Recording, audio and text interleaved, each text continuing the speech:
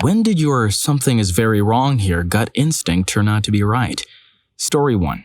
In freshman year of college, your friend and I were driving across town and he stopped for gas. It wasn't a dangerous part of town or anything, just a quiet gas station with an old Buick out front. But this feeling came over me that we needed to get out of there. I tried to shake the feeling by making a joke. This feels like somewhere an axe murderer would hide out. My friend immediately gunned it out of there without filling up. He said he had the same feeling, and me bringing it up too scared the hell out of him. On the way home, there were about 20 police cars outside. It turns out some guy shot 2 people in a carjacking and robbery. The Buick was the car he stole. Lucky you guys made the run. Story 2. Tons of stories here, so not many will see this, but one day I was finishing up an essay in the library of my college when I saw someone through the slightly open blinds running. She could have been running to get to a class, meet someone, or 1,000 other things. For some reason I stood up, my girlfriend saw me stand up and ran to me immediately, and we ran out of the emergency exit of the library. We then ran to the opposite end of the college where everyone was acting normal. We climbed down the river, called my dad to pick us up down the road, and left the campus following the riverbed. It turns out the girl was running because someone was shooting people. The shooter was making his way into the library as we were running out. When we hit the emergency exit, the main doors locked from the outside and he was unable to enter the library, which led to him getting shot and killed by the police. Story 3. Not me, but I got told this story from my doctor. He was an aviation doctor in Australia. A pilot got recommended to visit a doctor because the company said he wasn't acting quite right. My doctor couldn't diagnose him with any disorders or illnesses, thus sent him on his way. The company wasn't sold that he was all there and ended up paying him out. A few years later, my doctor got a call from the pilot's wife warning him to be careful, and apparently he was on his way back across the country for reasons his wife couldn't explain. My doctor, being the paranoid Pete that he is, called the AFP, Australian Federal Police, and got them to check his bags and his overall mental state at the border. Turns out he had a few guns in his luggage with a note containing names and addresses, one of which was my doctor. Story 4. Went out for beers with some friends, and the guy at the bar kept staring at my female friend. Didn't think anything of it initially, thought maybe he was just into her. Alarm bells start ringing for some reason. Minutes later, he went to my friend and then saw him try to slip something into her drink while she was talking to another friend of ours. Good thing I was watching, and told him to screw off with that roofie crap. He tried to punch me but missed, and the bouncers saw, and he got kicked out. The funniest part was that when we met up with a mate of mine from uni that night, he was beating ass for doing the same thing to his girlfriend. Watch your drink, lads. Story 5.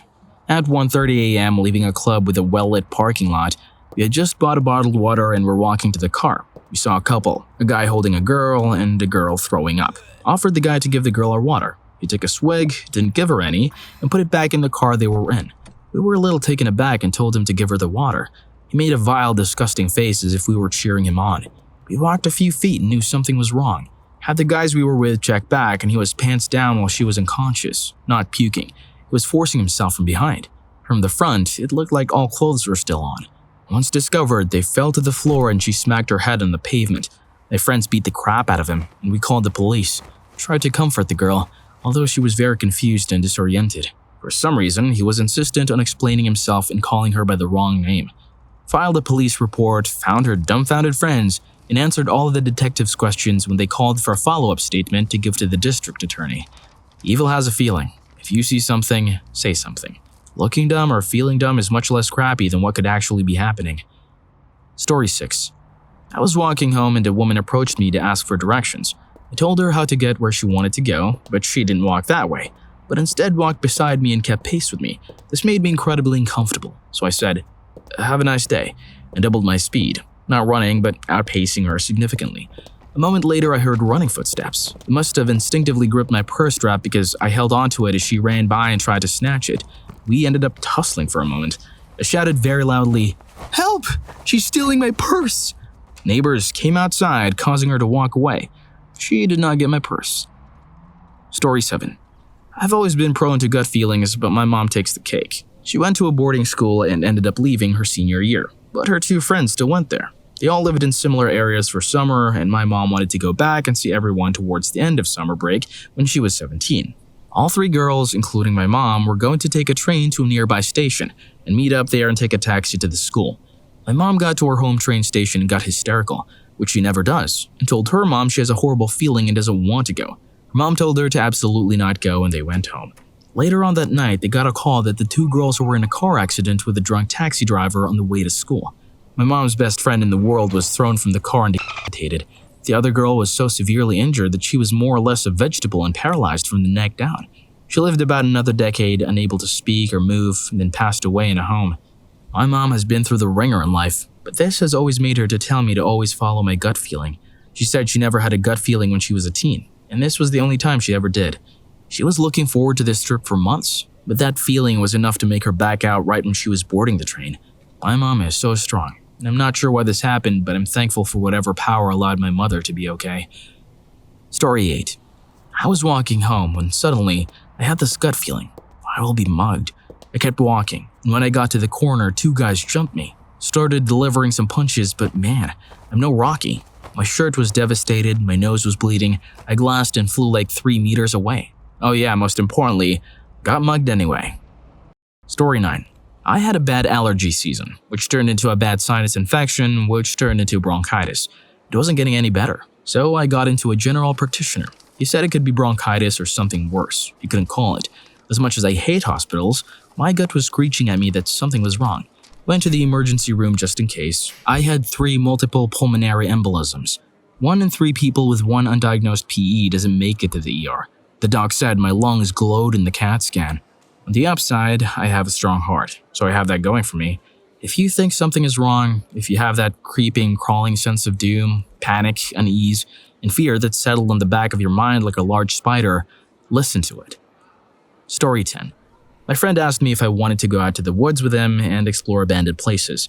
He even specifically mentioned that he'll bring a firearm to keep us safe. My alarm bells were freaking ringing. I asked him a couple of questions. I don't know what, but concluded that it was sketchy as hell. My gut told me not to go, so I exited the conversation while he went asking others the same question. Fast forward a couple of years. I heard that he was in prison. I was stunned, but remembered the memory when he asked me if I wanted to go into the woods. Turns out he took a freshman, him being a senior at the time, and kept his promise of looking for abandoned places.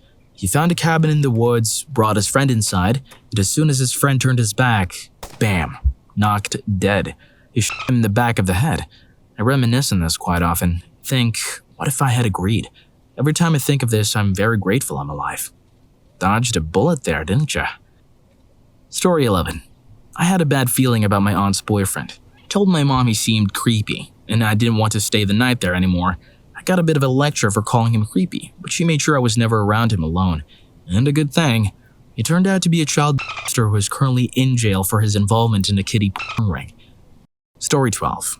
In high school, I came home early one Friday evening to find that my house just felt off. It's so hard to describe, but the feeling I got walking into my living room just immediately had me on alert and didn't feel right. I walked into the kitchen to find a half-eaten burger from McDonald's, which I found strange. Called out to my parents, but got no response.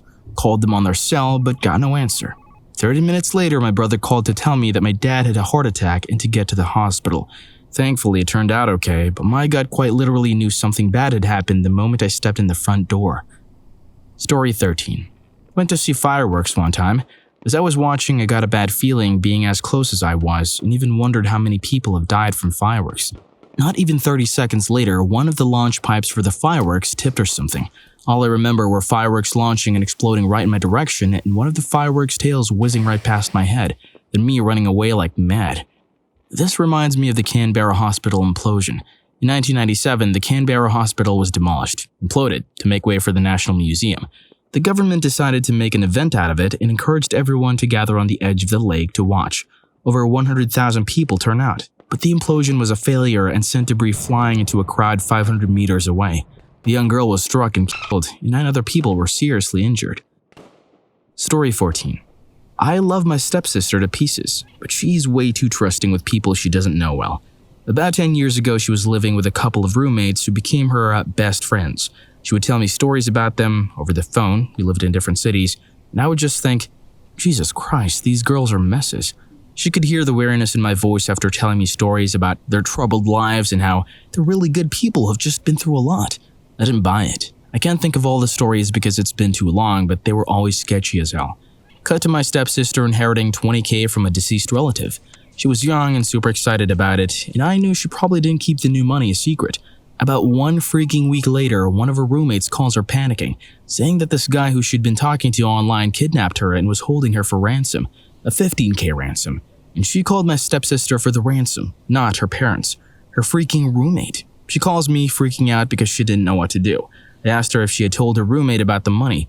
Of course, she did. Move out, sis. Get the freak out. Those little girls who are really good people but have just been through a lot, yeah, they're liars. She reluctantly followed my advice and thankfully didn't try to make a deal with him. I told her to call the police. If I remember correctly, she didn't. She still worries me sometimes. Your stepsister sounds like an idiot. Story 15. Was walking through my hometown with my mother and ex-stepdad. I was roughly 14, I think. Suddenly, a man came up to us and greeted us. As soon as he shook my hand, I knew something was very wrong. Ex-stepdad knew him, so they engaged in small talk. The whole thing lasted less than a few minutes, but the entire time I felt this very strange and strong uneasiness. I whispered to my mom that the man that came up really feels shifty despite his normal appearance and behavior, and I told her we should leave ASAP. When he left, I asked her who that was, and she told me he was an acquaintance from way back and he was also a man with some serious mental issues, who was prone to sudden bursts of psychosis that would send him into a violent rage. Turns out he ran away from his caretaker that day and was carrying a knife in his pants. He was caught later on during the day and brought back to the local mental facility. Thankfully, the knife remained unused. Story 16. I laid eyes on my sister's then boyfriend and instantly hated him. I then noticed one of our dogs acted out of character around him, which made me hate him even more. We found out a year later that the boyfriend had been beating her regularly. Animals can sense intent, in this case, danger. Story 17. Driving with a friend of mine through a pretty remote forest road. A couple of guys in the middle of nowhere tried flagging us down. I almost stopped for them before an alarm went off in my head and I stepped on the gas. My friend started saying, "What the hell?" And at the same time there was a shot and a bullet hit the back of the car. We made it to a police station. Turns out there had been a bunch of people and vehicles going missing in the area that same week. Story 18. I started learning to play the alto saxophone when I was 11 at my Christian primary school. Absolutely hated my music teacher.